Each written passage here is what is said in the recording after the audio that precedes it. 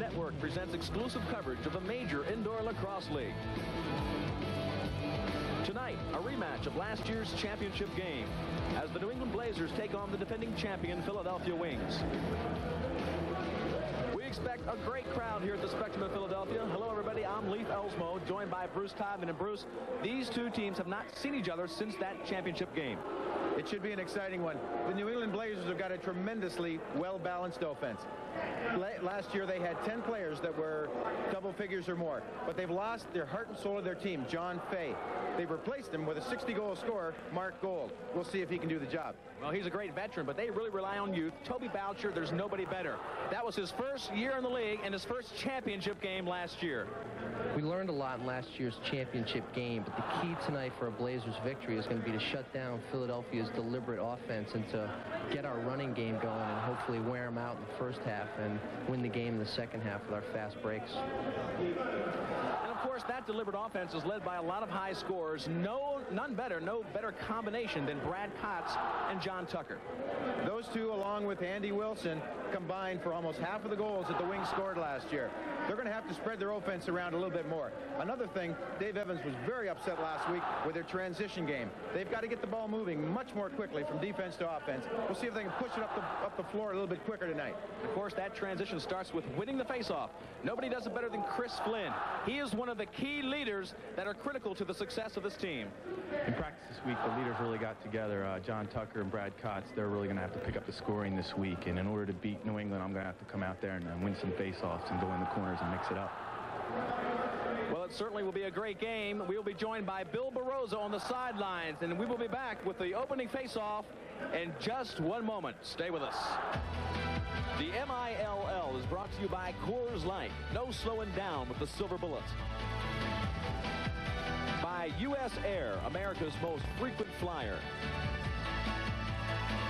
By STX. Revolutionize your game with STX lacrosse equipment. And by Windlass, official warm-up of the MILL.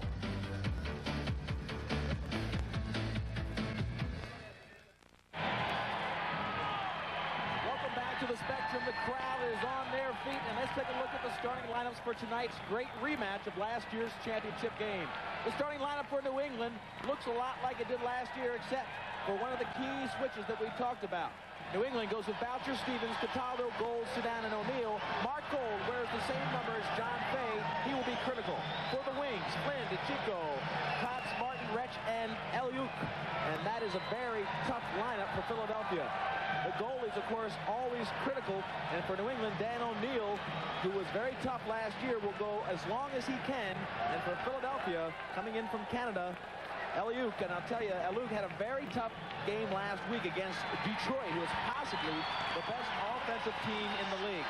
All set for the faceoff. Philadelphia 0-1 as they come into this game. New England 1 win, no losses. So this game critical to the defending champion Philadelphia Wings. Leif Elsmo along with Bruce Todman and Bill Barroza on the sidelines. The faceoff, first one of the game, goes to Philadelphia. Chris Flynn, who we met in the open, successful in his first attempt. He carries the ball off of that faceoff. Now the offense goes to Kotz. They will set up and get something very deliberate going. This unit pretty much the same as the unit that started against Detroit last week. And Bruce Kotz really is the field general for this line. Starts up top left. Little fake. Jew comes in. He likes to shoot left. He takes that right-handed shot against O'Neill. Not a very tough shot. He likes to go left. That was the right-hander. Kotz again gets nailed in close. That's Boucher, who we met in the opening of the game, number 11. All the way across. Martin takes a shot, one of the offensive stars. 2 saves early on for Dan O'Neill. Martin gets the ball back. They're spreading the offense out, trying not to get in any foot races, Bruce. They've already gotten more quality shots in the first minute than they got in the first quarter last week. Again, coming off a very disappointing first game against Detroit, and here they have dominated the first, well, minute and 10 seconds of this game, the first game here at the Philadelphia Spectrum. This crowd loves their team. Over 8,000 season tickets, and a hard shot by Kotz outside. That's the shot that he has made his trademark shot in the Major Indoor Lacrosse League. And now New England with their first offense. They change on the fly. Kelly Carr comes in, number 36. He gets wide for his position, gets it straight behind. They look for a cutting player. Open shot out front. Dishes it inside, and that's a score that quickly by Scott Hiller from Massachusetts. This team led by a lot of All-Americans from the New England programs, and Hiller was in there with no defensive player, Bruce, left all alone, a defensive breakdown. There must have been a mix-up in the back here someplace in the Philadelphia defense. Scott Hiller, a rookie from University of Massachusetts, walks right in, unguarded. Looks like Brad Kotz got picked off on the defensive slide. And by the time he realized that he was outside, almost outside the attack zone, he couldn't recover in time. Hiller just walked right in. So Scott Hiller, a rookie, first goal of the game for New England, coming in 1-0 in Philadelphia. What a critical game for them. New England gets their first face-off. Now they are 1-1. And the score, 1-0 New England with 13 minutes left very early in the first quarter. Another hard shot from out front, and that is bizarre. Scott Hiller bounces one in. He doesn't show any respect to this goalie, and that is normally a very easy save. 2-0 New England. That shot was from the blue zone. That was way outside, and Ellick was partially screened right through the 5-hole. He should have had that one. A partial screen, normally not enough for that kind of shot. That shot way out in front, but Hiller has taken over the game. His 2 goals put New England up 2-0 in a very shocked crowd. Now getting a little antsy for the offense. Now we have the benefit, of course, of watching the replay twice, and there was a pretty good screen setup, as a matter of fact. The face-off still not controlled. Chris Flynn is Philadelphia specialist, and that contact draws a lot of crowd reaction. Manley now picks it up, and we'll give Philadelphia credit for that face-off. John Tucker just made a fabulous hit. Got this crowd moving. What a tough job for New England to come into this crowd, a frenzied crowd. John Tucker now, knowing that he has to pick up the pace. One fake, and a shot, and a score. 2-1. Tucker brings his Philadelphia Wings team back to within 1. Sometimes it's unbelievable the emotional lift that a player can get from the crowd.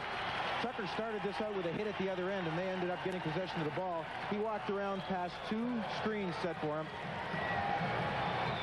Bounce shot, far corner. The first fake got Dan O'Neill to go up snug to that pipe, and then he went to the backside. A very impressive move by one of the best players ever to play in the Major Indoor Lacrosse League. He was a Coors Light All-Pro first team last year. Did not play in the championship game because of a knee injury. He needs to really make his mark for his team to get their first win of the season.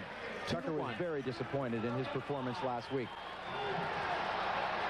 He talked about it afterwards. He did not show the leadership. He didn't make a big effort and show up very well in the score. He got 1 goal last week, but really played a little bit flat out in Detroit. It's a tough road trip for Philadelphia, but they come into this game 0-1.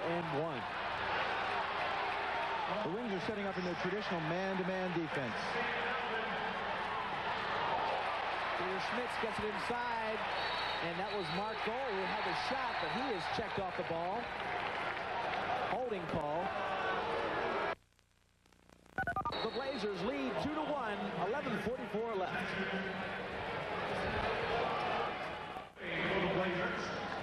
New England continues to control. Boucher now has the ball. Toby Boucher will give it off to Stevens. They have the 1-goal lead.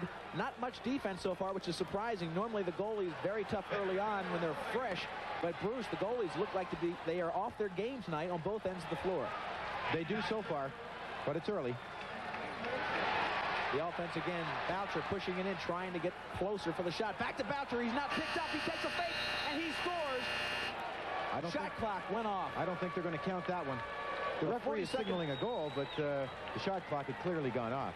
I think they waved it off. You're absolutely right. There's a 40-second shot clock. Once you gain possession of the ball, you must take a shot on the opposition's goal within 40 seconds. Tough break for New England. Look at this. Toby Boucher all alone down there. He fakes twice. That second fake is what cost him the goal. But then again, it may be the one to put it in the nets. But they were right down to the wire on that shot clock. Now they're facing off. They do give him the goal. They say it was right on the buzzer. So he gets credit. Toby Boucher gets the goal 3-1. New England leads, and he gets the goal to put New England back up by 2. It's a good thing we're not refereeing, I guess. We forgot to do the easy thing. Look at the scoreboard. It looked like it was right beyond the buzzer. Referee said that shot was gone on the buzzer. I still think it was. 3-1 the scoreboard reads, and they're getting ready for a fast face-off. Let's take a look right here again. Boucher was not picked up. And right down the throat Now, Luke had a very tough game last week against Detroit. Okay. They're going to talk about this goal. Maybe it's not over yet. 3-1 is the score on the scoreboard. 11 minutes left. No defense yet. Stay with us. The only thing I can do is have him running. At the official scorer's table, we will announce when there is 10 seconds. Well, that was awfully close. That was awfully close. We could hear on that replay that the buzzer, in my estimation, still went before the ball went in the net. Well, we'll have to check the rule book on that one because it also looks like the ball was out of the stick at the time the buzzer went off. So if it's like the NBA, that's a goal. Anyway, it's on the scoreboard. That's all that counts. 3-1. New England leads, and they have not had very much defense on the Philadelphia end of the field. Maybe, Bruce Todman, they're thinking too much about offense in Philadelphia, forgetting the defense that you've got to have in the Major Indoor Lacrosse League. New England are setting up some very effective screens early on, and they're freeing people up in the offensive zone. As long as the Wings continue to do that man-to-man defense, they're very susceptible to the screen.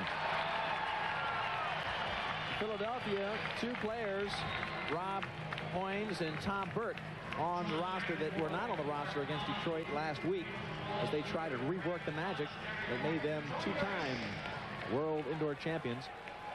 Brad Kotz, Coors Light first team All-Pro. He finds a man in the seam and a hard shot to Dan O'Neill, who gobbles that one up. Here comes the transition game that New England does so well. Toby Boucher talked about burning up the legs of the defense. They want to test Philadelphia, wear them down. They feel like they're in better shape than the Philadelphia Wings. They want to really make them work in the first half.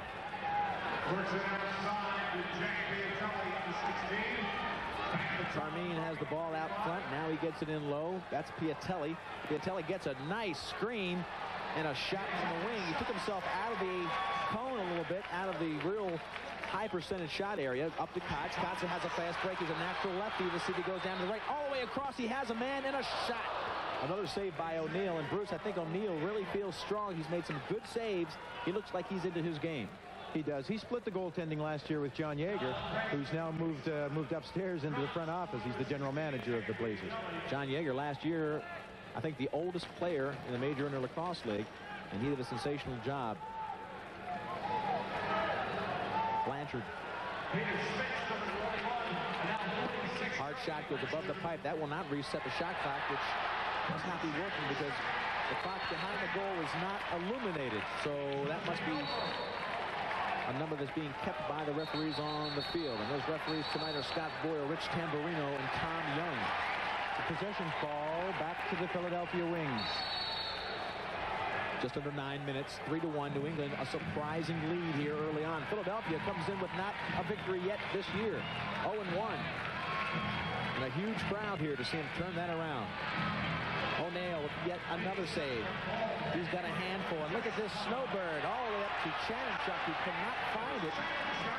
Denikin races down to get him. And Elliott comes out there and corrals that ball. Very dangerous when the goalie comes out of the crease-protected area. Let's watch the Blazers as they set up at their end. They're also playing a man-on-man zone. Tucker begs for the ball. He gets it. Let's see him set up his line here. Tucker wearing arm pads for maybe the first time in his career. He is not known for wearing equipment at all. He likes to go out there with the bare arms, which really can take its toll on a player. Tucker, nobody to help him, comes out in front. Looks to the far side. 2 players collide. Holthouse got right in the way of a cutting Philadelphia Wings player, but Holthouse comes up with the ball. I think he's made a wise choice beefing up in the equipment, don't you? I sure do. John Tucker, one of the more veteran players. He's a great player in the field game, All-American at Hopkins, and has really made his mark in the Major Indoor Lacrosse League. Mark Gold, the great transition player that New England got to try to replace John Fay. He's wearing the same number 28. A little pushing and shoving down there. Look out. Scott Gabrielson for the Wings. A little shoving match. The referees have got their work cut out for them in the early going here, Leaf. The players are a little bit chippy. I think they're all remembering that championship game last year. Well, as you know, it's tough to come into a game against a team that you routed the last time you played them and have the same sort of intensity. Let's take a look at the shoving match down in front of the crease. Here's the kerfuffle down in front here. Gabrielson gets wrapped up, and he doesn't like it. No, he's a little overmatched and a little outnumbered down there. So that puts Gabrielson in the box. It'll be 5-on-4. New England's first power play. And this is Carmine way up the top. Mark Gold takes the corner for the right-handed shot and passes it right into the defense, the defensive box of the Wings. Critical to get some goals on these power plays, and New England can go up by 3 if they can connect. Mark Gold does just that. 4-1 on the strength of a Mark Gold power play. We mentioned last week in the Major Indoor Lacrosse League, a goal is just devastating, or a penalty is just devastating. It allows the offense to set up 5-on-4, and you're just giving the opposition excellent opportunities to shoot. Ellick looked like he's looking, in the early going, he looks as though he's looking for the high shot, and they're bouncing it by him. He certainly does not look sharp. He was really rattled last week against the great offense of the Detroit Turbos, but here he's getting a lot of screens, not getting the full vision on these shots, and when you don't make those first couple saves, you just don't feel that comfortable, and I don't think he looks very comfortable. He's not only coming out of the net, he's coming up. He's lifting his shoulders up. The bounce shot is beating him badly so far. DeChico comes up with the ball as Philadelphia gets the face-off, and just like that, they turn it into a goal off the great shot of John Conley from Towson. John Conley comes in here. Watch him switch hands. He's on his right hand, switches to his left, and the defender, Tom Sudan, is just left behind. He blows it over the left shoulder. Dan O'Neill. Well, it only took Philadelphia 20 seconds to make up that difference. There's Conley right now. They really needed that goal. 4-2. The Blazers have not been behind. They got up to a 2-0 lead on the strength of Scott Hiller's 2 goals. Tucker came back and scored before 2 more by New England. 4-2 now. New England leads. We're about halfway through the first quarter. Faceoffs have been controlled by Philadelphia. This crowd really rooting him on. Chris Flynn right there gets control. It's a fast break. He's got a dragging player. He'll take the shot, and it's gobbled up by Dan O'Neill. Philadelphia commanding on the faceoffs, led by Chris Flynn. We talked about how critical he would be in the opening of the game. Transition game has to start with the possessions, and that's why the faceoffs are critical. He's one of those inspirational players that can make a big difference. He was a great football player at the University of Penn, so this crowd knows Chris Flynn. They love him, and he is really electrifying this crowd of probably around 15,000. The Blazers got caught changing there, and they were 4-on-5. They double-teamed the ball carrier. As a result, it looks like the shot clock is being called. No, that's an interference call. Technical penalty. They're giving the ball to the Wings. It looked like a moving pick. Kotz comes out on a switching of the lines, gets the ball, but he was played very tough by Toby Boucher. Resch comes in, sets a little bit of a pick. And the ball now, again, set back up in the transition by Dan O'Neill. Here's Hiller. He's got 2 already. Can he get a third? No goal. Martin with a sensational check that took Hiller right out of his scoring angle. And now New England will change some people. Mark Gold comes out a little bit tired, and Kelly Carr comes in and takes the ball. The whole line comes in. Carr, Carmine, Gagnon, and Francis, Todd Francis right there with the ball. A tremendous target, a lot of size. Scott Hiller already with 2 goals, now controls. A little bit of a ripple on the carpet, caught his foot. Shot clock has to be recycled because that one hit the net, and that one bounces wide. So Gagnon puts a good shot on. But Eliuk looks like he's getting a little bit more comfortable. A shot in close and another save as it goes wide. 4:39 left, 4-2. New England, the visiting team, leading against the defending champions. A shot in close, and Eliuk, no question about it, is making some great saves. Mark Hahn, the speedster, the oldest player on this team, comes in with a chance to score, and he elects to settle it down. Boy, a great defense played down there by Eliuk. He looked shaky early on, Bruce, but he's really gotten himself together. Yeah, he does. He was quite shaky in the early going. He faced such a barrage of shots last week. Dan O'Neill comes out of the goal and decks Brad Kotz from behind, and that'll be time in the box. Brad Kotz comes off because he's a little bit tired. We'll take a short break. 4-2 the score, and the New England Blazers threatening to run away against the defending champs.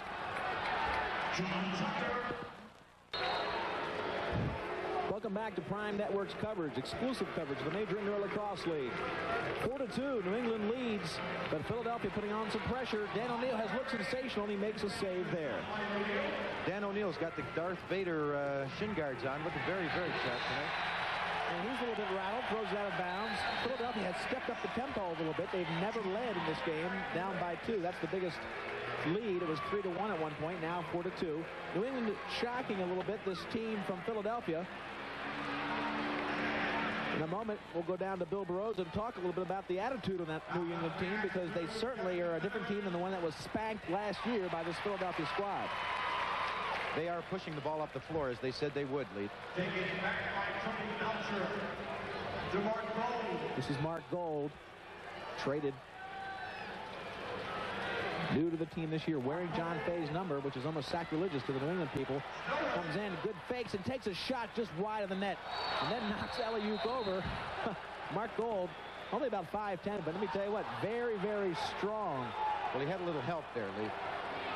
He must have been shoved in because they get the ball back. He had a little help, as you'll see in the replay here. Defense nailed him into the goal. Todd Curry gave him a little shove. There's Mark Gold right now. They're trying to reset the net. Tremendous acquisition in the offseason for this team. And Philadelphia getting the support from the crowd. What a tremendous following here in Philadelphia. Before this game, they made the presentation of the Major Indoor Lacrosse League World Champion Trophy. And it really got them charged up. While the Blazers all were forced to stand and watch. And the Blazers give them a lot of credit, because they are playing a very confident game in this arena that has to be intimidating. The Wings are playing a very tough defense in the early going, even though they've allowed 4 goals. Well, we talked about the attitude change in New England, and let's talk to Bill Barroza for a moment and see if he can sense an attitude of confidence down there on the New England bench. Bill? Leaf had a chance to listen to the New England Blazers players, and they're talking about how physical Philadelphia is. And in their first game against New York this year, they said it was a run game, and today they said they're going to just get into a physical game and not give up till the end. All right, Bill Barroza, if you don't know, one of the great players that have ever played the game of lacrosse, and he has just retired from the Detroit Turbo squad. Last year, he was one of their best players. Bill Barroza has all kinds of credentials as a goalie in the field league, but he played this offensive style of play in the Major Indoor Lacrosse League, a tremendous athlete, and some good insights from the sideline. As we look at Eliuk, Bruce Todman, this guy started off very, very shaky, and he really came into his own here under the championship banner of the Philadelphia Wings.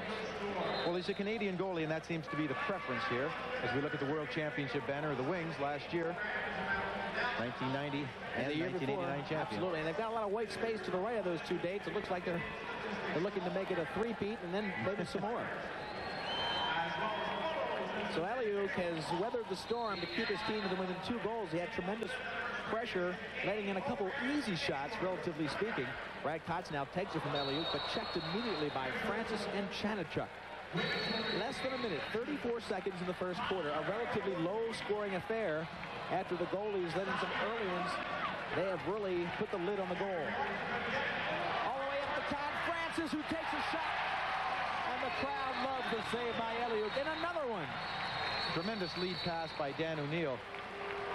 And how about Todd Francis pulling that thing in just like Jerry Rice, fully extended.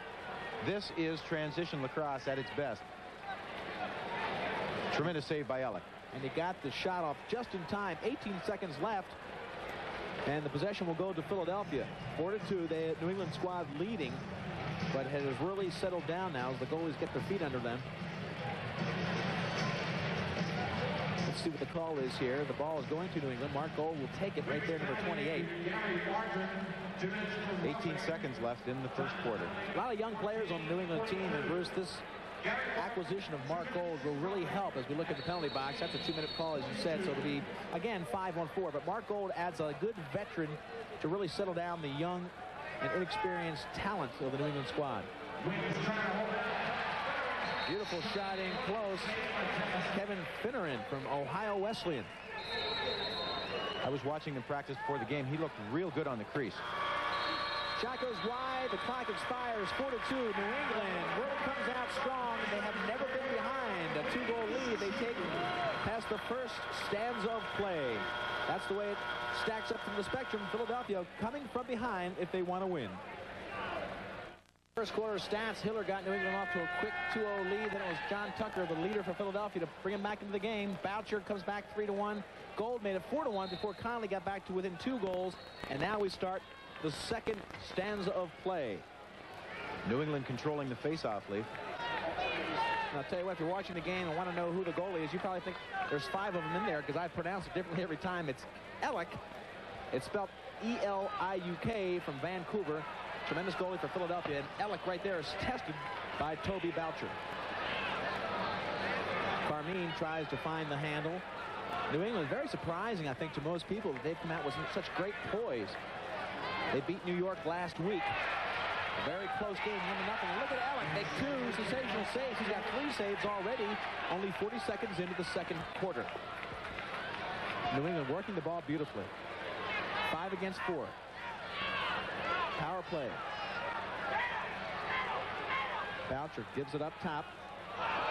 Carmine with a behind-the-back pass to Mark Gold. That behind-the-back is getting ever more popular with the addition of Gary and Paul Gate, the twin turbos.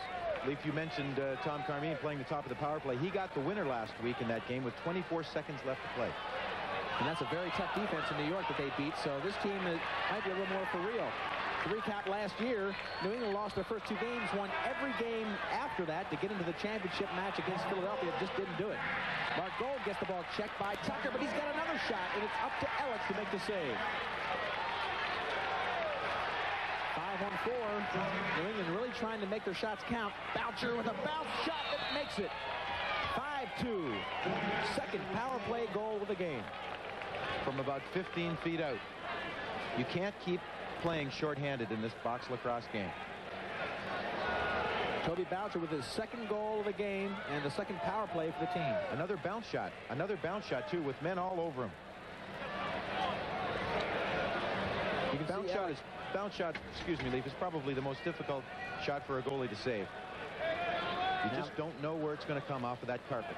They're well padded, of course, in the Major Inter Lacrosse League. There's our Prime Network score leader, 5-2, the New England Blazers. This is our game of the week. We are 2 weeks into a 13 straight week coverage. And New England gets that face off. New England seem to be setting up a play. It's the top of the head play. Gold and Carmine both credited with assists on the goal by Toby Boucher. Well inside, it's Francis who, no, I mean, that's Frazier, Randy Frazier.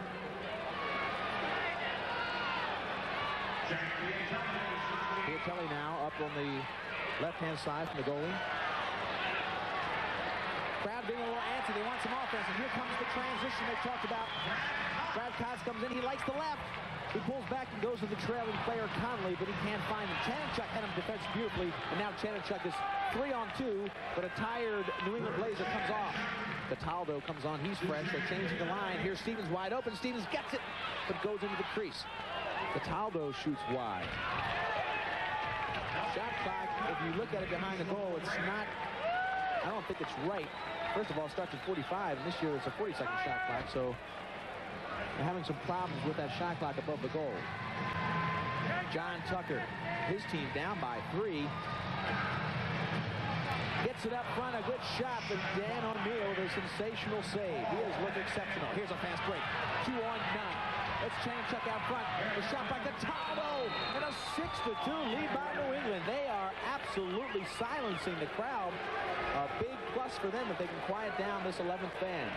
The Wings, again here, looking very sluggish going into the corner for a loose ball. There's 3 men within the ball carrier. None of them can quite catch him. They talked about how they're going to try to fast break Philadelphia, and they're doing it very effectively. Well,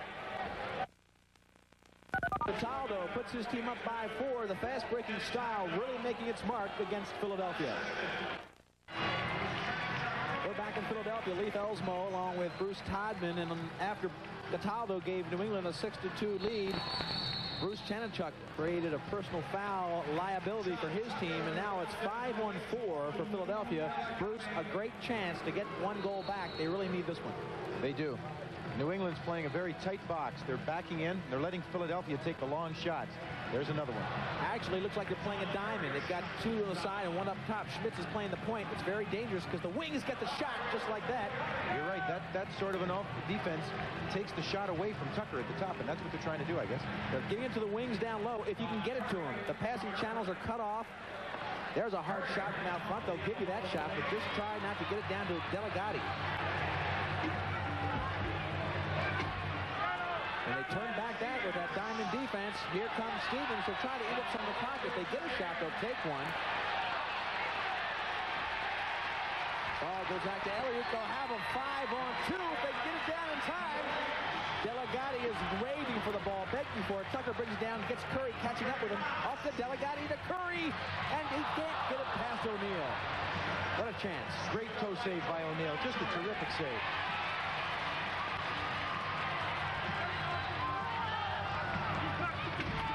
Contact as Tucker comes out with the ball. He's got a 3-on-2. He'll fake and then shoot. And the ball bounced off the pipe. Yes, it's a goal. 6-3.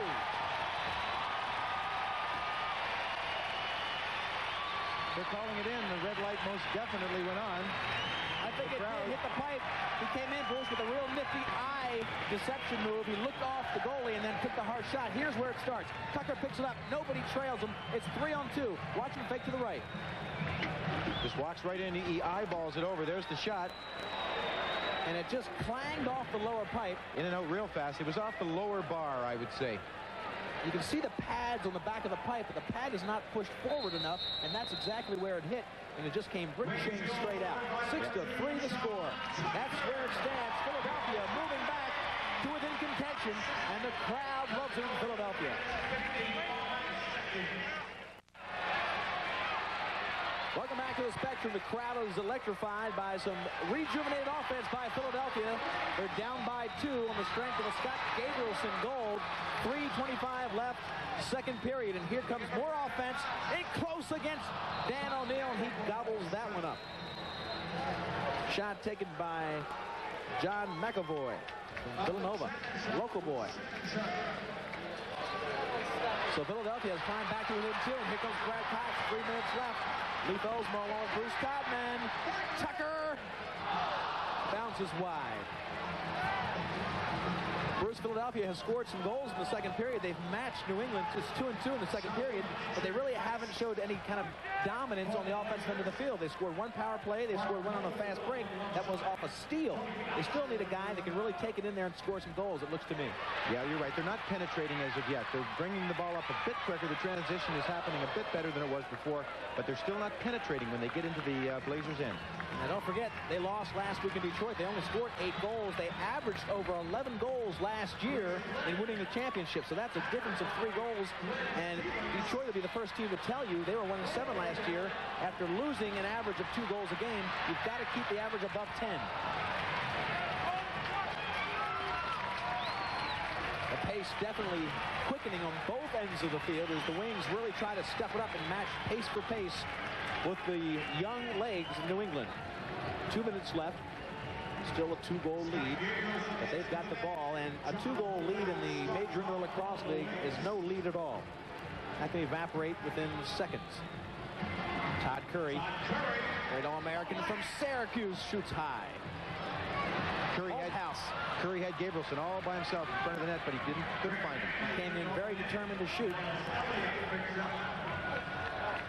And Ellick comes out, gets the ball back to Philadelphia. They'll change lines, reset the shot clock, and there's 1:30 left in the second quarter. A low-scoring game. Goalie's now taking charge. The defense is really shutting down the offense. Holthouse had the last shot, and he'll pick it up again. Holthouse will with 1:18 left. We don't know the shot clock because both of the clocks have been turned off. Gabrielson, who has scored the last goal for Philly, missed that one. Todd Curry out to Gabrielson, but it's checked away and intercepted. And here comes New England. Cataldo out in front. Kelly Carr picks it up. And with a minute left, New England will try to score. They lead 6-4. Scott Hiller already has 2 goals. That one saved by Ellick. I'll tell you what, it was almost a better shot than the 2 goals that he did have. Ellick started off very shaky. He's got himself together. Ball loose out front and a behind-the-back shot with 26 seconds left. Whistle blows. And Rich Tamburino says timeout called by Philadelphia. They'll have possession. They're down by 2, and a well-conceived play here can pull you right back into a 1-goal difference. They're going to go into their 22nd offense, I guess, and try to get a good quality shot on goal.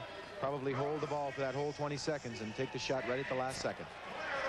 And you would expect that John Tucker would be out there. He is the favored quarterback type for their offense. But look at Ron Frazier, who is in 2 Hall of Fames as a lacrosse player, a tremendous coach.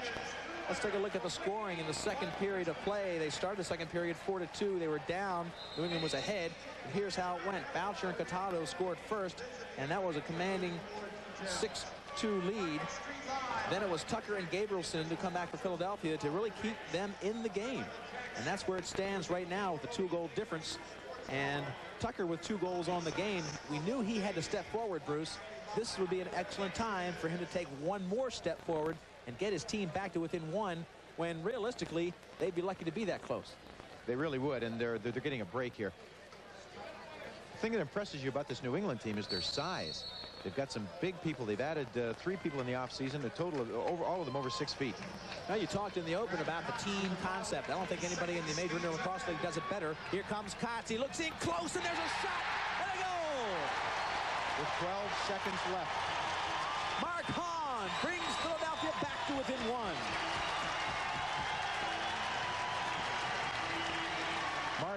Mark Hahn is among the all-time leading Major Indoor Lacrosse scorers.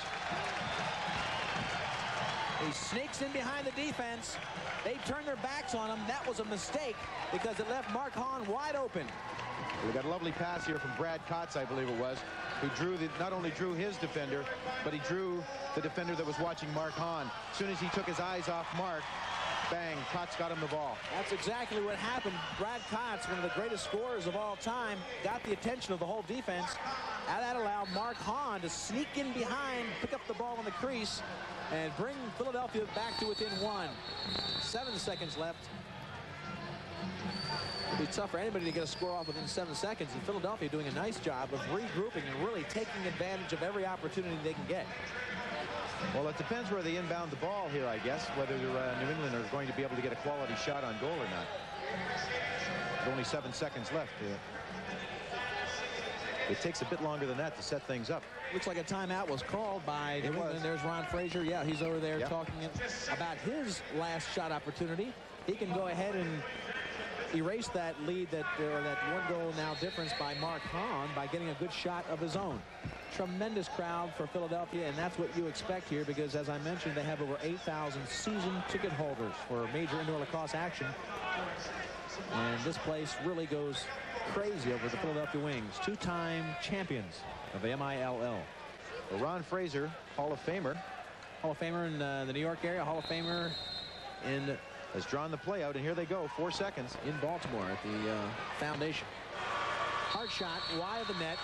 Philadelphia did a great job of climbing back into this game. They scored the last 3 goals of this first half.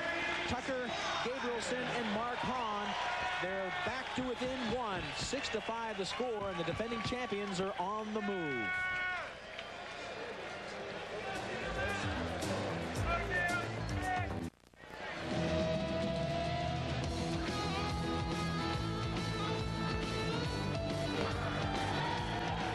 It's halftime at the Spectrum, and the visiting New England Blazers have a very threatening 6-5 lead over the defending champions. We talked about John Tucker, how critical his performance would be to the success of the Wings. He scored the first goal of the first quarter. He scored the first goal of the second quarter, and Bill Baroza has him down on the arena floor. Leaf, this is Bill Baroza with John Tucker outside the Wings locker room. And John, New England came out really quick, and I don't know if that got you nervous or scared, or if you expected that from them. I expected them to come out fast because they wanted to take the crowd out of the game, and they feel a little bit of a revenge factor from last year. We stuck them pretty good up in New England, and they wanted to come out and prove how good of a team they are. They're an excellent team, very young, athletic and well coached, and we got our hands full. Well, I was listening to them on the sideline, and they said to make sure you shut off Tucker and Kotz. They seem to be doing that real well. What do you think you'll do in the second half to defend that? Well, we have to get more ball movement and actual body movement out of other players. We're standing still a lot, and it's creating an easy defense for them. Yeah. John O'Neill's done a great job in the goal. I know you have 2 goals this first half, and you seem to be shooting the ball at him. Do you think there's something magical, or are you going to look for something different to do to score some goals in the second half? Well, if you watch O'Neill, the way he plays is he likes to take a side away from you. He actually baits you and then moves to that spot as you shoot. So, in effect, it looks like you're hitting him all the time. We're shooting for the open spot, but that's where he wants us to shoot. We're trying to make an adjustment to where we may have to shoot where he is. I know it sounds kind of funny, but where he's positioning himself now, we shoot that way. He tends to move away to the open spot. It should be open. We'll look for a second half. All right, well, John Tucker, Philadelphia Wings, one of the leading scorers and a leader of this team for sure. We wish him luck in the second half. Thanks, John. Thank you. All right, thank you, Bill Barosa. John Tucker will try to drag his Philadelphia Wings into the lead and their first win. We will have more of our halftime here from the Spectrum in Philadelphia. Stay with us. The New England Blazers surprise lead of 6-5.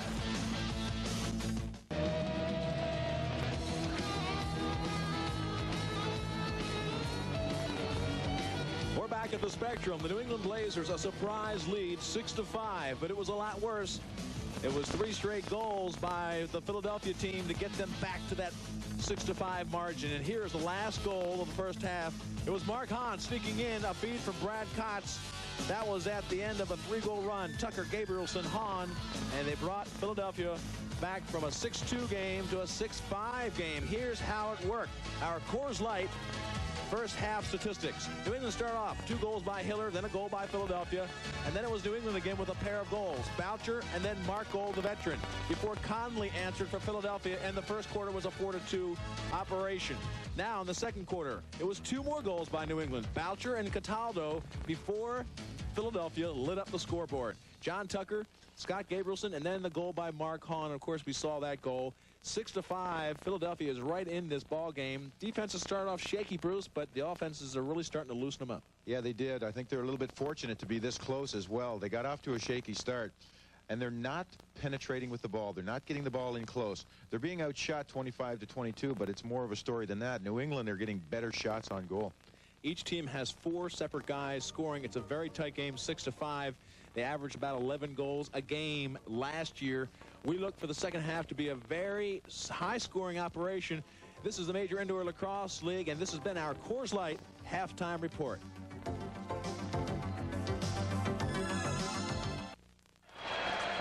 We're back at the Spectrum. Leif Elsmo along with Bruce Todman and Bill Barosa down along the sideline. 6-5. You see the score in New England. Bruce surprising a lot of folks here. They've got the lead in a relatively low-scoring affair. The shots on goal were relatively even. The Blazers had 3 more, 25-22. But it was a bit deceptive. All right, we start the second half, and New England gets the face-off. It'll be the line with Cataldo being the last scorer along with Boucher. And Cataldo comes in very close in the crease. He's hammered by 2 defensive players. Ball goes back to Flynn. The goalie is down. Dallas Ellick is down. He was nailed hard when Cataldo, who is a real load, came flying in there for a shot. He was checked by 2 players on Philadelphia's squad, and he got knocked down in the process. There's the shot on goal, and then he got pushed into the goaltender. And that's what happened to Ellick. He was on his knees, and then he got leveled by the Blazer player. And they're checking his left knee. Watch his left knee as you see the contact, because that is what they're working on right now. Number 22, Walt Cataldo, gets thrown into him. Didn't have very far to move. Actually, it could be his ankle. They're looking at the left ankle. He's moving it around pretty much there, as you can see. I think he may have hyperextended it because he was kneeling, as I said, when he got hit. And Bruce, I don't think they want to take Dallas Ellick out of the goal. He is their number 1 stopper. No, they do not. I think, realistically, though, Leif, the Wings are a little bit lucky to be this close in the game. Well, here they go. They are making a goalie change, and this could be critical in the outcome. Marchella from Drexel, number 1, comes in for Philadelphia. At least he walks into the crease area. Maybe he won't stay, because Dallas Ellick now is moving around Yeah, Ellick's telling him to go have a seat. I'm okay, he says. I'm okay. All right. So Marcella comes back off. Mark Marcella, 5'8", 170. Played his lacrosse at Drexel, but there's Dallas talking to Tom Young. Now let's watch to see now whether the Wings can penetrate. That's what they need. I think he's trying to get time to protect him a little bit in that crease area. That crease is supposed to be a little bit of protection. He sure didn't get any on that particular play. No, he didn't.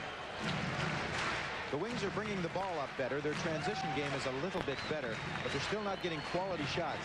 Well, I think because of the timeout situation, they've got to put Marcella in, because if not, you can charge for the timeout. Let's see if they just go ahead and make a switch after they get possession in the offensive end. So now it's an injury timeout, and they won't be charged for it. And Marcella comes off the field, and the switch is back on. They do not get charged for the timeout. Strategic move by technicalities.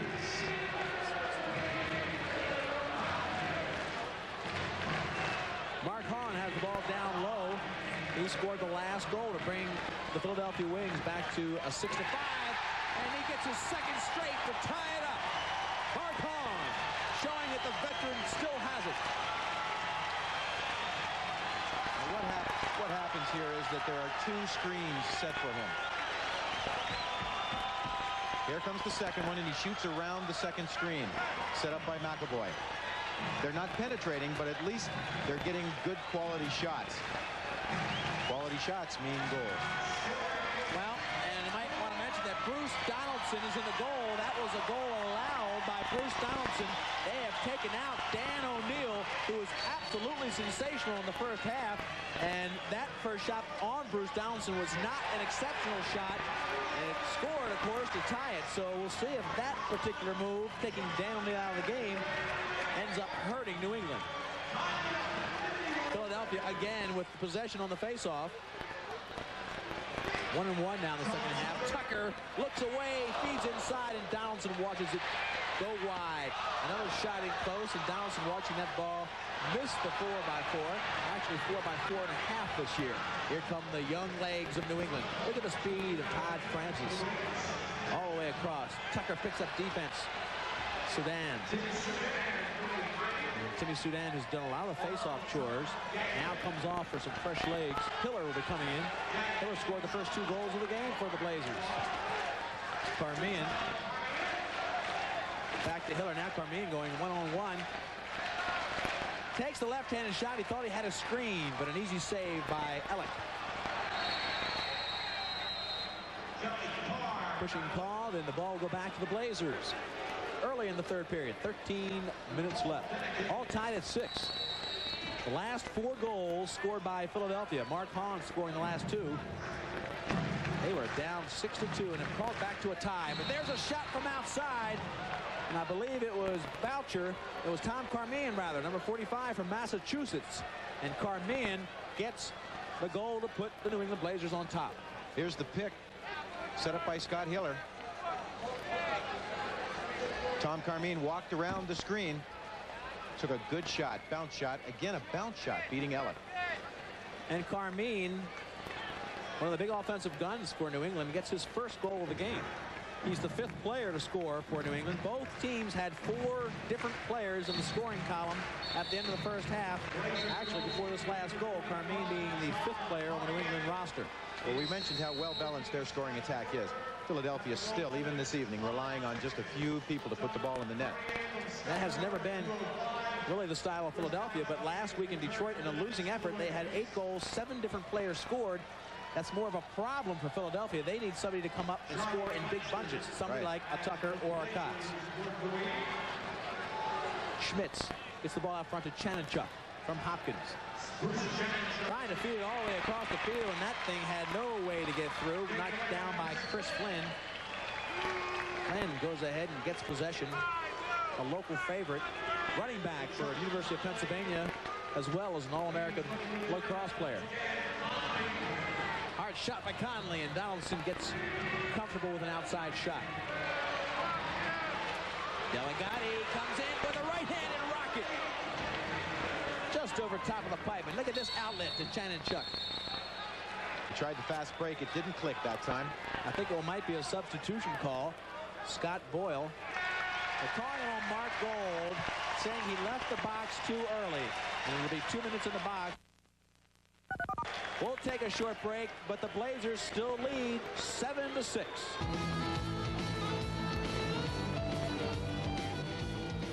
A great opportunity for Philadelphia. They've got a 5-on-4 situation. They're down by 1 as each team has traded goals in the third period of play. Tucker controls. Cots up top with Todd Curry. And Curry goes all the way across to Tucker. Misses him, and now Tucker wants to reload with about 1:23 left on that power play. Here comes Curry.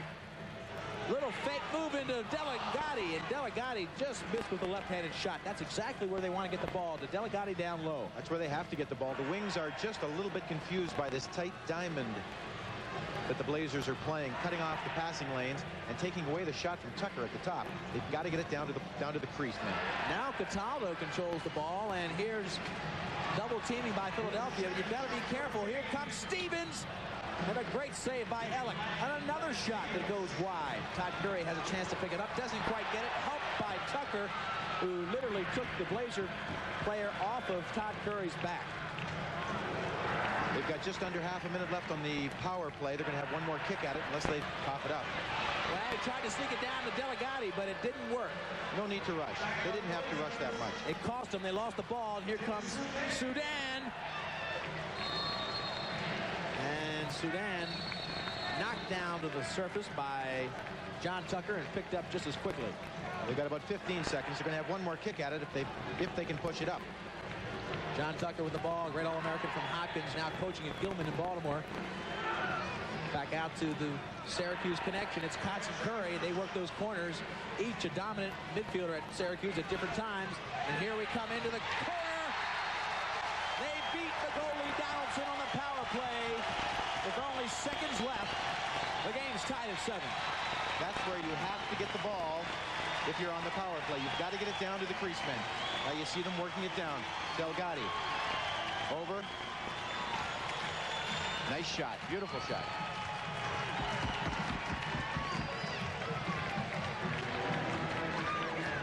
Comes in that tight. Of course, the goalie, Donaldson, has to go from pipe to pipe. And you can get these goalies with all their padding to move from side to side. You've got a great chance to score. And Paul Denikin laid that one right in there. Philadelphia back to a tie game. Oh, they need this win badly. They come in 0-1, the defending champion team. They've got to win at home. Cots off the ball. Goes to Cots. Cots with a shot and a score.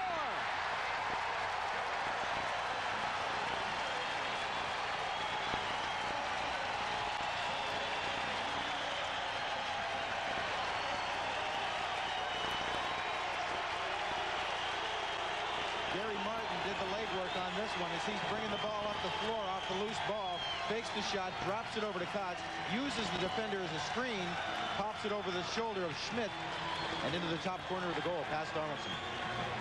Watch him screen. Beautiful. Beautiful screen. Schmidt's had a tough job there covering 2 players, and Philadelphia back to a 1-goal lead. They've scored 2 goals in the third period against Tom Carmine for New England's 1, and they have come back from a 1-goal deficit, tied it, and now their first lead of the game for the hometown Philadelphia Wings. New England was trying to really run them down in the first half. It looks like Philadelphia is running away with New England. Now the ball goes to the other end. The Wings have discovered the benefits of the fast break, Luke. They found some youth in their legs. Mark Gold can't handle that bad pass that went caroming off the boards. Brad Cots now slow things down. He said, we don't want to make this a track race. Tucker comes back on. Tucker with the Mike Tyson look this year. No socks. Tries to feed it in close to Gabrielson. He gets it. 9-7. The spinorama move. The spinorama.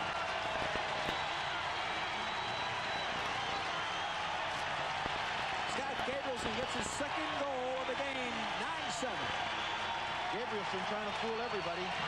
Does the spinorama. Donaldson must have been wondering what was going on. The Wings are starting to penetrate, Leaf. That's what's happening. Simple as that. And Frazier calls a timeout for Philadelphia, or for the New England team, rather. A 2-goal lead now for Philadelphia makes Ron Frazier's move of switching goalies look very questionable. Dan O'Neill doing a sensational job in the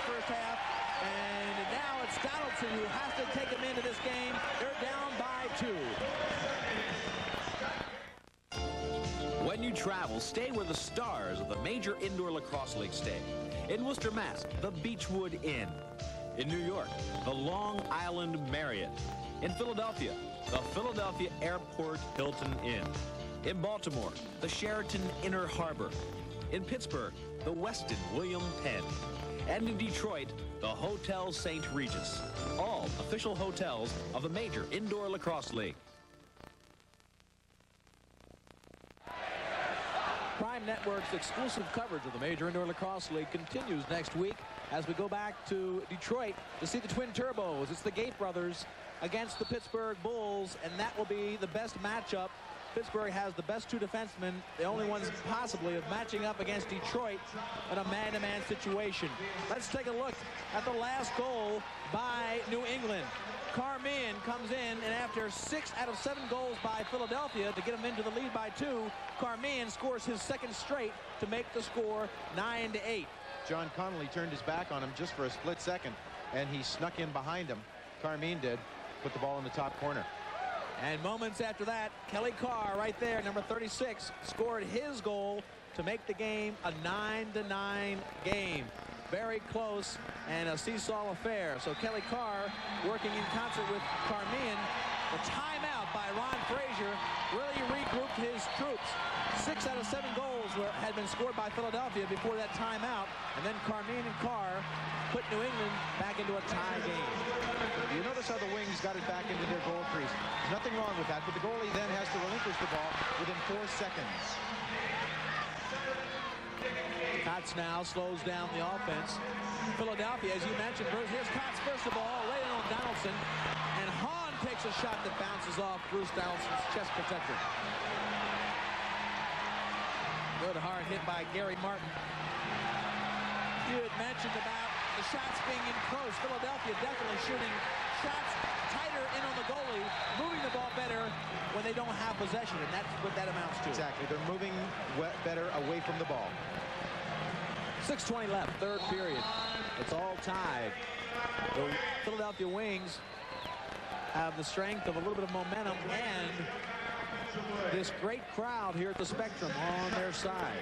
Tucker mentioned in his interview how they were standing still. They're not doing that anymore. Mark Gold comes in, a little dip fake, didn't fake out Dallas Ellick, and the high shot just bounces off his stick. There goes a fast break. Tucker's got help. He gives it into that help. And it was Mark Hahn who could not pick it up. Ball still loose. Hahne's got it now. Here comes Mark Hahn. He'll shoot. Donaldson picks it up.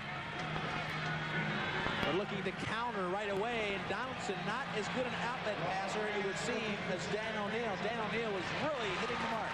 No, he hasn't connected on a pass yet, in fact. But it seems to be the New England Blazers' past history that they alternate the goalies. As we mentioned, Yeager and O'Neill split the time last year, and it looks like that's going to be Ron Fraser's strategy for the early going here, too. Shot bounces off, shot by Manley off of Donaldson. You would think that you would keep your stopper for the second half, but a good move by Frazier, knowing the crowd would be so into the first half. He put his #1 goalie in the first half, sort of got his team loose. And now he's got Donaldson with all the energy to finish out the game. Maybe he feels Donaldson is his stopper. I mean, that could be. And it would surprise me. I think O'Neill is ranked sort of as the #1 guy, but I think it would be also a good strategy to start him in an arena like this, where you've got a tremendous crowd of 15,000 that could totally intimidate you if you didn't have a guy making some great saves. 4:40 left. Game tied at 9. Here comes Kelly in on that unit with Delegati. Sweet Lou, you hear the crowd yelling, Lou, Lou. Great left-handed player from Towson State. Watch him come in and bull his way in for a shot. He's wrapped up, and he still has the ball. Up top, Conley shoots hard, and it bounces off Cataldo. He'll lay it out to Boucher. Boucher now on the roll. Flynn behind him. Boucher will shoot as he goes down. And Chris Flynn is going to get a penalty when we come back. It'll be a man-up opportunity for the team from New England. Here's a replay of Chris Flynn tripping in the estimation of the referee. No, it really looks like Boucher tripped. He tripped on the carpet. Boucher tripped on the carpet. We had thought. Of course, we're looking at it the naked eye the same way that the referee is. He doesn't have the replay, but that was called a trip to the estimation He most definitely slipped on this brand new, spanky new carpet. And that has been a troubled area. We've noticed 3 trips in that exact same spot on this brand new carpet. New England with an excellent chance to go ahead and break this deadlock. Let's see how the defense stacks up. All alone, in tight, 3 passes and a score. Didn't take them long. They made the correct passes and got the shot down low. Jack Piatelli on the offside. It was Dallas Ellick who really had no chance, Bruce, because that ball came down 3 passes. No, that's an empty net goal. 3 men on 2. The ball is moving much quicker than the men can move. The ball's in the net. A little roughhousing by Greg Manley after the goal was scored. Chico comes there and forces. Look at the crowd. Loves the contact. 10-9 now. New England climbs back to within 1. They've scored 3 straight. They were down by 2 before they ran off this little 3-goal spurt. Big Charlie Blanchard, another one of the members on this team that provides them with a very well-balanced offense. Blanchard got 3 goals and 2 assists last week, and he was the MVP of the game against New York last weekend. 3rd power play goal for New England, and they are really starting to be a factor in the game. 3 power play goals for New England, 2 power play goals for Philadelphia. Now the Wings have to climb back from 1 goal down again. They have been behind almost the whole season during these first 2 games. Had the lead for only moments here in the 3rd period. A lot of good moves against Kelly Carr. Tries to get open for the shot. Ball bounces away, and right out in front is danger with Kotz. Tries to get it up high. Does not find the mark, and what's the call?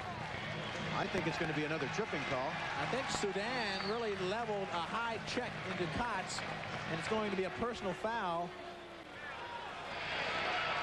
Personal foul gives them 2 minutes in the box, and Philadelphia will have a chance to regain that power play goal. They're down by 1.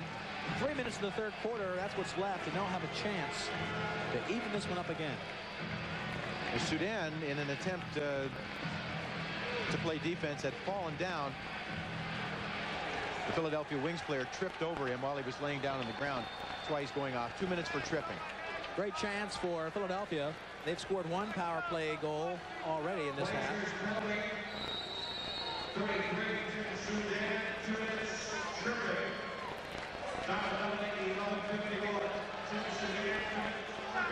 So here's the power play. They need a goal to tie it up. Delegati down low. He's very dangerous, but New England gives him a little bit of room. Into the crease. Denikin turns and fires. All the way across to Delegati. Nothing there to shoot at. And Delegati was really ripped off his wheels by Cataldo. 2 big, strong players. Now, what the Wings did that time is they put a man right in the middle of that New England diamond to try to force somebody in. And then they threw the ball into that individual. Go, get it. Last year, the first year for the Coors Light All-Pro team. And this year, all these players trying to make that first and second team status voted on by their peers. All the way out across to Mark Gold, who was slashing in front of the crease. Carmine could not make that one click. Mark Gold chases down Brad Kotz, but Ellick now gives it to Denikin. They've got a minute left in the penalty, so they've got lots of time to set up here. It'll be John Tucker quarterbacking up top. The Syracuse connection now up on either corner. That's Kotz with the left hand, Curry with the right.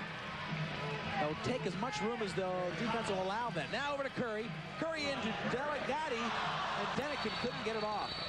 Seems like Denikin was cradling a lot for that position. He should have taken it right away on the redirect. But right in front, watch who gets a redirect opportunity. Now we're back to live. Let's see if the Wings can put somebody inside that diamond. There he is. Tucker is setting up right in the middle of the diamond. You see the time marching down. They only need 1 good shot. 20 seconds left. And that is not a good shot for that power play. That is what they're baiting you to do, is running that diamond. They're saying take that shot from up top, Kotz or Curry, and don't get it low to Denikin or Delegati. Delegati looks a little winded on the left-hand side. He is really the weapon they want to get the ball to. They tried that time, and it went right through. Delegati, again, I mentioned, a little bit tired. I think that fatigue took that shot away from him. They'll eat it up here. All gone now, all even. Here comes Sudan. Sedan doesn't get the shot. Now Toby Boucher. He's double teamed in the corner. Gets it off to the wing. We're under 1 minute to play in the third quarter. Shannon Chuck looks for a little bit of help as they switch lines. They've got it's tough when you can't see the shot clock, which is not, it's sort of inoperational right now. So he doesn't have much time, I can tell you that. And that is the time of the third period that you see. 25 seconds. Mark Gold, hard shot. A field lacrosse shot. Matter of fact, in the field lacrosse, that wouldn't even be a great shot. Right into the belly of the goalie. 10-9, New England with a 1-goal lead. Will they call a timeout here? They've got 19 seconds, 18 seconds. Gabrielson, he'll get a shot if he gets it in close, and it bounces around Donaldson. Mark Hahn tried to absolutely slap check it in. Didn't work. Little Mark Hahn trying to slap check it in under Donaldson with 8 seconds left. That will be probably the last shot. Here we go. Mark Gold, rocket from outside, and the time expires in the third period. 3 straight goals by New England put them in the driver's seat. 10-9, and Philly has to come from behind.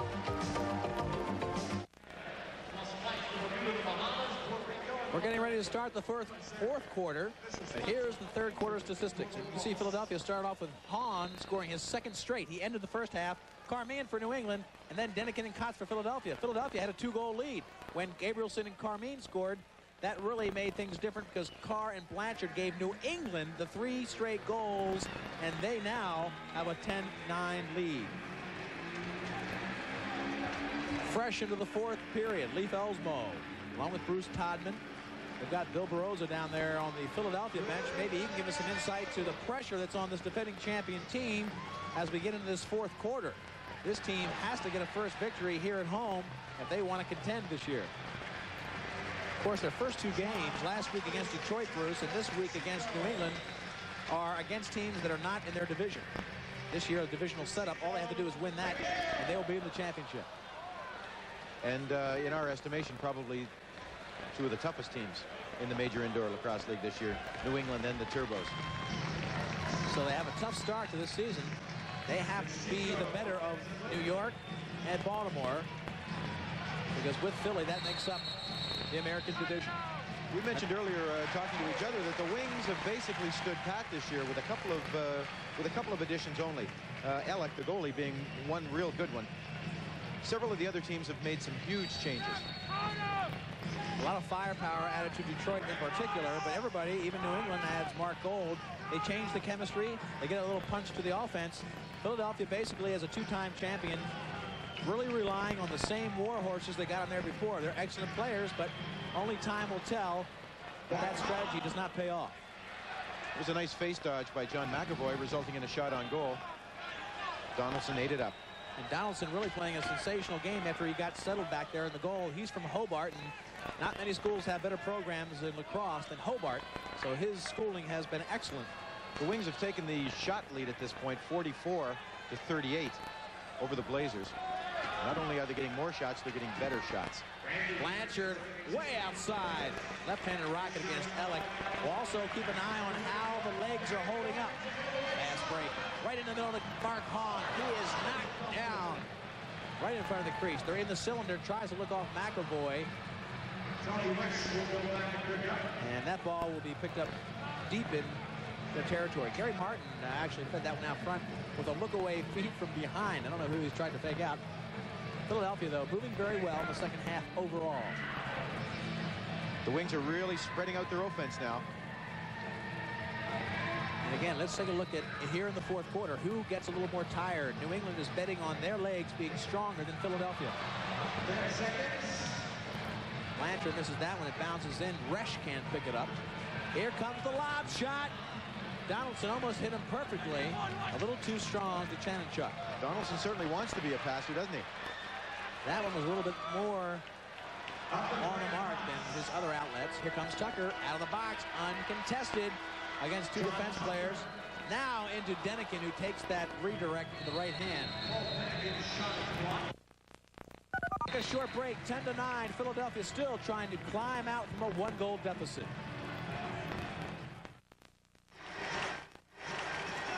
We talked about John Tucker being a leader. He has opened the scoring in the first, second quarter, and now in the fourth for his team.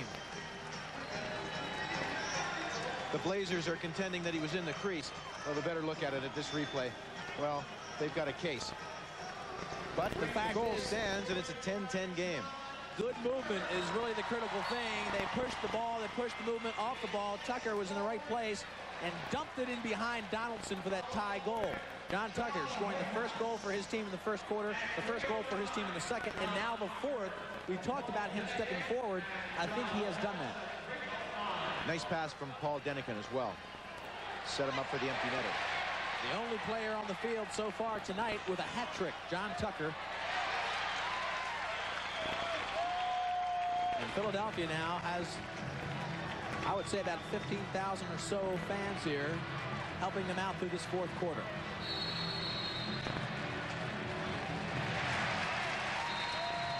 Push call. Ball goes to Philadelphia. Now the coach's strategy also becomes very important.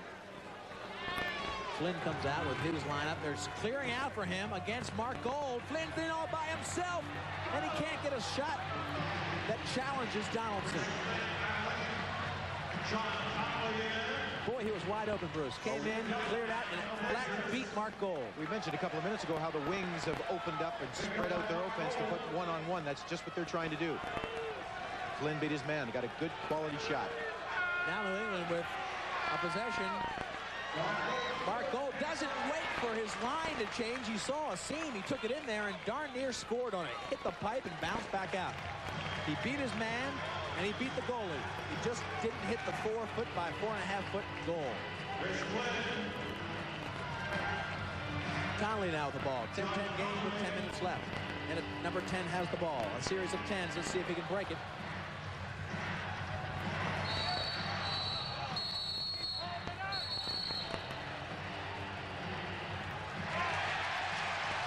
Another possession call going in favor of the Wings. Kelly Carr playing a little bit too aggressively. A good shot of Todd Curry, number 14 for Philadelphia. Again, All-American midfielder for Syracuse, who dominated the lacrosse in the field ranks in this country in the 1980s. Martin now looks inside, and Mark Hahn doing a good job tonight of getting excellent shots. Hahn has 2 goals, and he's been all around the crease area. They're playing who wants the ball. Good defensive play by Philadelphia. They're not letting New England get those loose balls. New England really made a name for themselves last year as a good team concept. A group of guys who got most of those loose balls. And tonight, Philadelphia is contesting them on every one here in the fourth quarter. Last year, the New England Blazers led the league in loose balls and faceoffs, and not coincidentally, led the league at the end of the regular season as well. And now everybody has a book on them, so they know that in order in close games to beat this squad, you've got to beat them to the ball late in the game. That was the key as we talked to Toby Boucher before this game. And Gary Martin now looks like he's going to take a rest over the penalty box. Resch is walking over there also. Resch is getting information. I think Resch is just going over to have a chat. He's the mayor of the team, isn't he? Yeah, and then Martin going over for a seat. So he's the captain. That's a guy they need goals from. Gary Martin, you can tell, not very happy. You don't see him on the score sheet yet tonight, but he is one of those offensive stars that needs to step forward for this team to go ahead and three-peat. No goals for Gary Martin tonight. Yeah, Resch was just over there contesting the penalty. That's Martin's second penalty. Well, now, wait a second. Simultaneous minors leap. They've both gone off. All right, we've got 2 guys in the box, which doesn't hurt them as bad, does it? The mayor went over and had a word. Things got straightened out. Every team is like a sports team is like a little community. There's a mayor, there's a lawyer, a policeman. That's about as far as we'll go with that one for now. Then there's the guys that break the curfew. Peter Schmitz comes up with the loose ball on the faceoff. This game is tied at 10 with 9 minutes left in the fourth period. Major Indoor Lacrosse League had 5 overtime games last year, so it's not uncommon that these games are close or going to overtime. In the indoor league, when simultaneous penalties are called, as they are in this situation, do not replace the men on the floor. So we're playing 4-on-4. Opens up the field a little bit. This is our second week of 13 exclusive weeks of coverage on the Prime Network of the Major Indoor Lacrosse League. Fast break if they can get a hold of it. Nobody helping out Greg Manley. Boy, if Manley had the energy, he was a little bit dogged from playing defense. He was all alone with a lot of green in front of him. Even when Philadelphia have been successful in pushing it up the floor a little bit faster, New England have been relentless in getting back. They've played great get-back defense. They learned that quickly. Last year, they got shellacked in their first 2 games. They won the rest of them. But they learned in those first 2 games that you better pack in that defense because they were getting killed on fast breaks. Under 8 minutes. Still tied at 10. It's going to be a break, whether it be a fast break or a lucky break, that may decide this game. McAvoy took his eye off that one. Todd Curry now. He's got the great right-handed shot. He likes to shoot from the outside. Not a penetrator by nature. McAvoy set a nice pick for him, but he ran right into it. Not his style. The Wings are having trouble just holding on to the ball at this juncture. It looks like a boarding penalty on Piatelli. Jack Piatelli will join his teammate in the box. It'll be an opportunity for Philadelphia to take the lead. It's a power play opportunity for Philadelphia, and on their first shot, they give it back to New England. This is quite possibly the opportunity of the game for them to take the lead. Tucker contesting possession deep in his own territory. It's a 2-minute advantage for Philadelphia, but they've got to get possession. Here's Kotz digging it out. Donaldson will help him out. No, that's Ellick in the goal. Sorry, wrong end of the field. Martin now, who's been sequestered for a few minutes, now out of that box. Piatelli's in there. 2 minutes for roughing. Philadelphia's got about a minute and a half left. Kotz sneaks it into Denikin. Couldn't get the shot off. Paul Denikin had it right in front of Donaldson and couldn't get anything on it. Now Cataldo, big and strong, will try to eat up some time.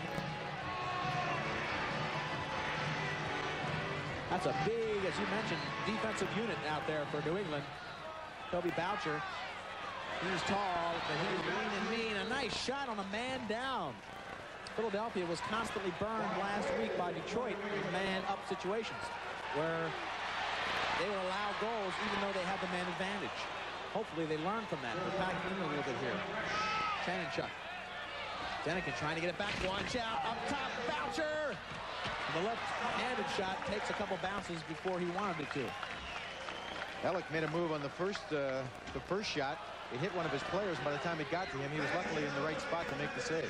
20 seconds left. Here comes Denikin. They better get a shot off quick. They've got 17 left. Here comes Kotz. They got to set it up fast. I don't know if he knows how much time's on. Tucker into Curry. He'll shoot from there. That's a goal.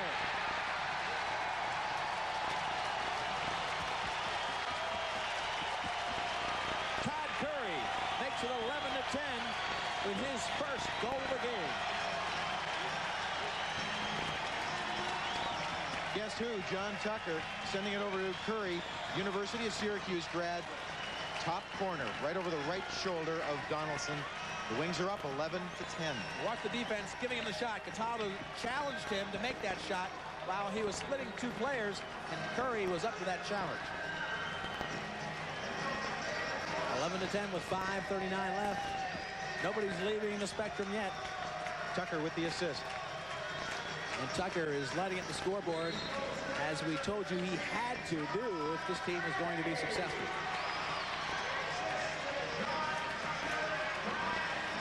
Chris Flynn, the All-American from the University of Pennsylvania. This crowd knows him well, a hard-nosed kid. Running back for the football team. Face-off specialist and an All-American midfielder for the lacrosse squad. Tucker and Kotz both get credit for assists on the Curry goal. It's a power play goal, and that is their 3rd power play goal of the game. Each team with 3 power play goals. They balance out. 8 seconds were left on the power play, so they really used their time wisely. You thought they might not get the shot off. Here in close, Curry now takes away the offensive threat for New England. Let's see if he's got wheels left. Francis is way back for New England. And Francis will meet Conley, but a behind-the-back pass to Flynn almost connects. There's a hard shot out front again by Curry. We're under 5 minutes, about 4.5, and Evans is on the sideline looking like one of the Coors Light six-pack cheerleaders. He's up there waving his arms, a little bit of hip gyration. Well, not exactly like that. Give him some time. I know he has a lot of respect for him. That he does. Brad Kotz with that left-handed shot, much like Curry, likes to shoot from the outside. And the ball comes back, but McAvoy now picks it up. All the way across to a wide open player, Tony Resch. Shot clock violation. 4 minutes left, and this game still up for grabs. A slim one-goal lead for Philadelphia. They have not led, but for a 3-minute total time in this game. And there's Evans right now trying to pull out all the stops. Delegati, number 77, also on the bench. Those are the offensive stars. And the defensive players are out there right now, including Brad Kotz, number 30. He misses Blanchard with a left-handed shot. Ellick going the whole way, makes a sensational save.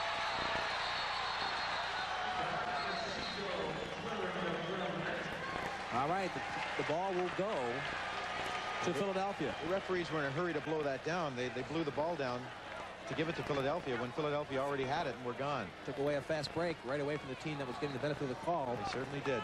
So 3:34 left, a one-goal lead for Philadelphia. Now let's see if John Tucker, the great John Tucker, the leader of this team, who has pulled them back literally and almost single-handedly with his offensive push for a hat trick tonight. Let's see if he uses the full shot clock. Down to 3 minutes, 15 seconds in the game. They're going to burn up some of the time here. Tucker very calm out front. A lot of rotation off the ball, Bruce. They're just trying to keep the defense away from a double-team opportunity. Here comes Tucker. Tucker tried to force the crease and was knocked down easily. He tried to hit Manley. Now Donaldson has it. Let's see if they call timeout. Ron Frazier has the ball. He may try to call timeout to get a good offensive play. Nope. He's taking the push right here. Randy Frazier off to the side. Mark Gold now. I would think with 2:40 left, you might want to get one of your timeouts. He's got 2 left. But Frazier, very good, solid coach, going with the offense that's in there. Here comes Miller in with a shot. We'll take a short break. Only 2:25 left. A one-goal lead for the defending champion Philadelphia Wings. Well, Philadelphia has not led for most of this game. New England really showing a lot of moxie here at the Spectrum. Leif Elsmo along with Bruce Todman. But Philadelphia really using the home crowd for that small edge they needed to stay in it and then finally take a one-goal lead, Bruce. Well, the Wings have really slowed things down now, and the Blazers even tried a sort of a half-court press there. It was ineffective. Oh. Giving the ball back, but no, picked up beautifully by Lou Delegati. All the way back into the corner. Brad Kotz was streaking down for the left hand, but that feed left him high and dry for a check. The check was called from behind, and the ball will go back to Philadelphia. That gets a reset of the shot clock, and they have some time. They'll try to keep it deep in the corners. Here's Kotz working from up top, and now Scott Boyle is calling a violation, a timeout. I guess a timeout called by Philadelphia. They have the ball, they have the lead, and they have called the timeout with 1:31 left. There's Coach Evans. He was just about standing on his head, about 3 feet from the referee, trying to get a time called while he had possession of the ball. He wants his defensive players in there. Tucker is an offensive star, Delegati an offensive star, and they were on the field, Bruce. I think he wanted to change up his people. They were tired. They've been out there for a long time, and right now, if they lose possession out there, he wants those guys with enough energy to get back down and shut off New England. Meanwhile, here's Ron Frazier on the other side. And Bruce, what might he be telling his guys? Boys, we need a goal. That's probably the strategy. I think so. Of course, they need possession first, but do you double team here? You don't double team now. You don't want to give them a shot. 2 goals to get out of it. I don't think you have to. You've got a minute and a half. So you don't change anything. Play the same defense you've been playing. Play tough, Man-to-man defense. There's a minute and a half to go. They're going to get the ball with just under a minute to go at the very least. We talked about they don't have to force anything at this point. We talked about their trademark of being a great team double teaming when the ball's on the ground. So watch New England when that ball hits the green and see if they don't swarm on the ball. Right now they're playing a tough man-to-man. It's Brad Kotz coming in for the left-handed shot, pushed off by Francis. Ball goes all the way back, now all the way up top. They're working the ball from back to back, working the backside. That's Mark Hahn. A lot of speed out there for Philadelphia. And Evans, what he did with that timeout was give them a rest. Hard shot by McAvoy, and that was a stupid shot if you're the coach of the Philadelphia Wings. Well, they had 5 seconds left in the shot clock. He didn't have much choice. I guess that makes the difference. Sorry, McAvoy, I didn't mean it. 56 seconds left. New England now not calling a timeout. Very unusual to me. You got possession. Would you want to call play here? I think they probably already got their play set in the last huddle. A critical time. Parmian working against Kotz. And Mark Gold with a lazy kind of left-handed shot. Maybe just trying to get a reset. That won't reset it, though. That will. We've got another stop. Just before the shot clock would have expired, Ron Frazier called a timeout. Nice move, again, showing why he's the coach and I'm not. Lets them work their offense, comes down to where they might lose possession because it wasn't a high percentage shot left. Nothing was available. He calls a timeout. They maintain possession. That, of course, resets the 40-second time clock. And with only 32 seconds to go, they should have possession until the final whistle. Dallas Ellick on the other side of the field. Very difficult to play a full 4 quarters in the Major Indoor Lacrosse League. Detroit's got a guy who can do it. Being a Canadian goalie, he's used to playing a whole game. They don't switch as much up there as they tend to down here. So Alec looks like he's ready for the final 32 seconds. The pressure is square on his shoulders, and Jasico comes over there and gives him a little headbutt saying, come on, buddy, this is it. One more save and we're out of here. He's got that Grand Prix mask on. Ready to race out of here when they win. Looks like a 0 to 60 in about 9 seconds if he can get the save. 31 seconds. You can see it. Let's see what they set up for Ron Frazier and his New England Blazers. It's Randy Frazier shooting from the right-hand side. A good save by Ellick. Illegal procedure. The crowd goes nuts. Possession to John Tucker in the wings. Tucker's got to get rid of it. He needs help. He takes it all on his shoulders. John Tucker assuming leadership. Beating 2 players. Beating 3 players. 12 seconds. Curry knocked off his wheels by Boucher. Still possession for Philadelphia. This will do it with 6 seconds left. And Curry congratulates the head-up play of New England. Now they have a chance for one more shot. No! The time expires as Dallas Ellick gobbles up the last shot. Philadelphia 1-1 on the season with their first victory of this year. They did, in fact, get a last shot, and it was right at the buzzer, and Ellick had to make a save. Ellick looked like he was coming out of his crease to start to congratulate his players, and what do you know, he's got a shot to stop. So the defending champions find themselves down most of this game to the upstart regular season champs of last year. Again, this is a repeat of last year's championship matchup, New England against Philadelphia. Only last year it was played in New England. So Philadelphia on the strength of leadership. And Bruce, how important is that? You got John Tucker, somebody needs to step forward. He does it just when you need him most.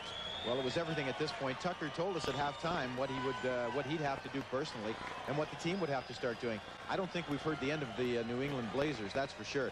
They've got a good quality team. They've got a lot of size. They've got a lot of depth. And it turns out they've got 2 good goalies. So New England, again, showing that there's a lot of parity in the Major Indoor Lacrosse League. They, in their first year of championship competition, last year they were in the championship, had the fair share of Coors Light All-Pros. And this year, they are making a big push to get back into that championship game. It's a 2-division playoff again, and they will have to be the better of Detroit, Pittsburgh, and New England to make it against the better of Philadelphia New York, and Baltimore. But right now, Philadelphia is celebrating an 11-10 win. We'll be back in a moment with our Coors Light MVP.